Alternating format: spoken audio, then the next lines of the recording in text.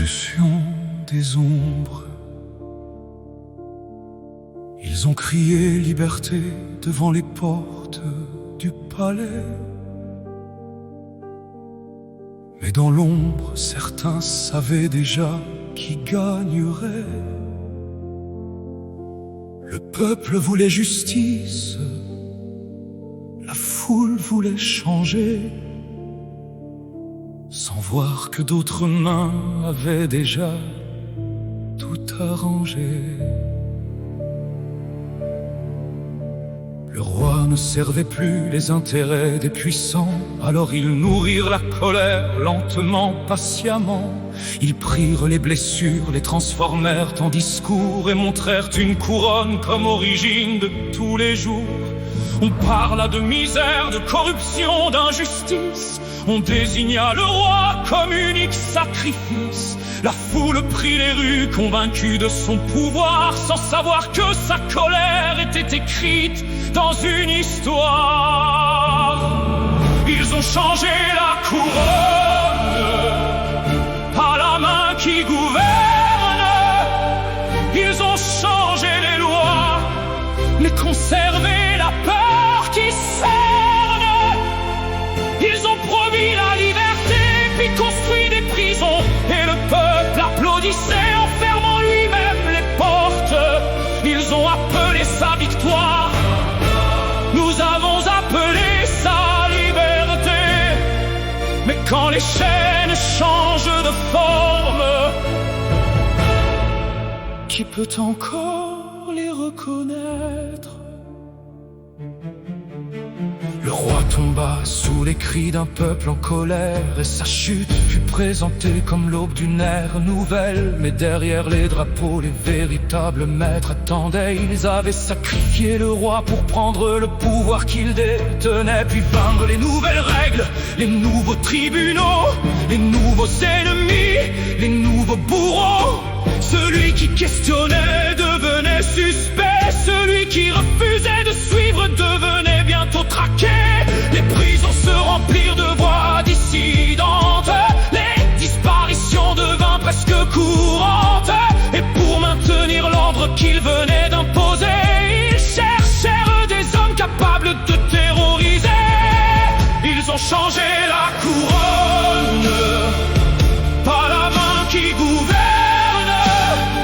Ils ont changé les lois, mais conservé la peur qui cerne. Ils ont promis la liberté, puis construit des prisons, et le peuple applaudissait en fermant lui-même les portes. Ils ont appelé sa victoire, nous avons appelé sa liberté. Mais quand les chaînes changent de forme, qui peut encore les reconnaître? Ils recrutèrent les criminels que le peuple redoutait, leur offrant argent, protection et pouvoir en échange de leur loyauté. Des hommes sans remords devinrent gardiens de l'ordre. La violence fut leur langage, la peur devint leur méthode. Ainsi naquit le règne que personne n'avait imaginé, une tyrannie nouvelle sous le masque de la liberté. Le peuple avait renversé le maître qu'on lui avait montré, pendant que les vrais maîtres apprenaient à gouverner. Les années passèrent, le mensonge devint mémoire. Les vainqueurs réécrivirent les pages de l'histoire. On enseigna que le peuple avait choisi son destin, mais on effaça les traces de ceux qui connaissaient le dessein. Les noms disparurent, les témoins furent réduits au silence, et la peur s'installa jusque dans les consciences. Pourtant, dans l'ombre, quelques esprits refusèrent d'oublier, car une vérité enterrée n'est jamais condamnée à mourir. Ils comprirent enfin la terrible vérité, ce n'était pas une révolution, c'était une prise de pouvoir organisé. Le roi n'était qu'une pièce sacrifiée sur l'échiquier, et le peuple, sans le savoir, était devenu leur armée. Ils ont changé la couronne, mais le pouvoir est resté. Ils ont changé les visages,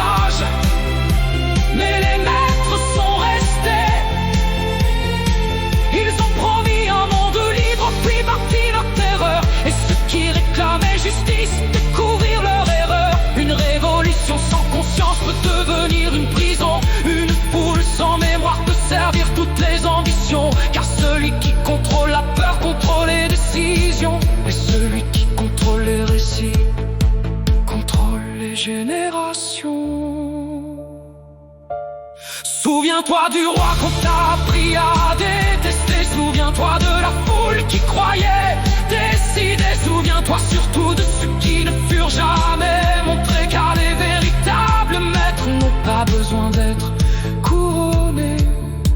Ils n'ont besoin ni de trône, ni de drapeau, ni de gloire, seulement d'un peuple convaincu de connaître l'histoire. Et lorsque la conscience s'endort dans la foule, la liberté peut devenir la chaîne que chacun applaudit.